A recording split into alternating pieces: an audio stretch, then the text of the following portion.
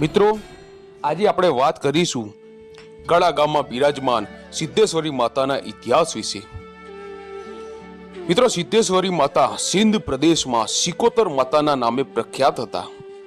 સિંધ પ્રદેશનો રાજા હમીર સુમરો જેઓ મુસલમાન હતા અને તેમની પત્ની કકુ જેઓ માતાજીના પરમ ભક્ત હોવાથી માતાજી તેમની સાથે સાક્ષાત વાતો કરતા। એટલું જ નહીં, હમીર કકુની ભક્તિથી પ્રસન્ન થઈને માતાજી હમીર કકુની 150 ભેંસોની રખેવાળી જાતે કરતા હતા।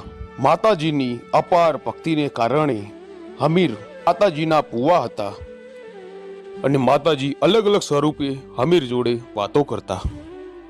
આ બાજુ પાટણના રાજા સિદ્ધરાજે હમીર કકુની 150 ભેંસો ચોરવાનો નિર્ણય કર્યો।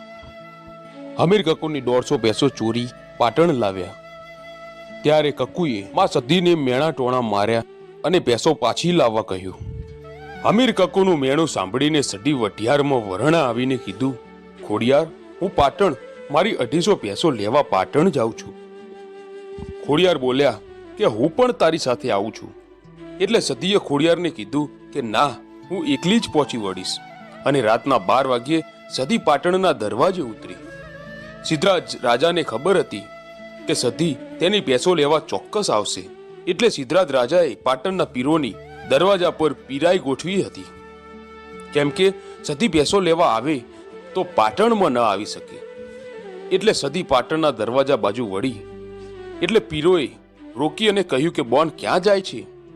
આ દરવાજા પર અમારી ચોકી છે, તમને પાટણની અંદર નહીં જવા દઈએ।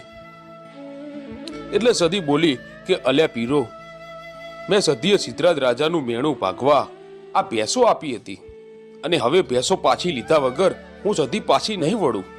આ પાટણના પીર સમજી ગયા કે સધી ભેંસો લીધા વગર પાછી વળશે નહીં, એટલે પીરોએ વચ્ચેનો રસ્તો કાઢ્યો અને સધીને કહ્યું કે સધી, તું તારું સત બતાવે અને અમે પીરો જેમ કહીએ તેમ કરે તો પાટણના દરવાજા અંદર જવા દઈએ। એટલે સધી બોલ્યા કે તમારે કેવા પારખા લેવા છે? એટલે પાટણના પીર બોલ્યા કે સધી, અમે તને એક સૂતરનો દોરો આપીએ, આ સૂતરના દોરાને 2 ઝાડ સાથે બાંધી હિંચકા ઝૂલી બતાવે તો અમે તને પાટણમાં જવા દઈએ। એટલે સધી બોલ્યા કે અલ્યા પીરો, લાવો તમારો સૂતરનો દોરો, હું સિંધમાંથી આવી છું પણ ગુજરાતમાં ખેલીને ના જાઉં, ઠીક પડે મારા અવતારને। સધીએ સૂતરનો દોરો બાંધી ઝાડ સાથે બાંધીને હિંચકા ઝૂલવા માંડી। સધી હિંચકા ઝૂલતી ઝૂલતી આકાશમાં ઉડવા માંડી અને સધીએ આ પાટણના પીરોને કહ્યું કે અલ્યા પીરો, તમારા પાટણના જેટલા પીરો હોય એની પીરાઈ મૂકો,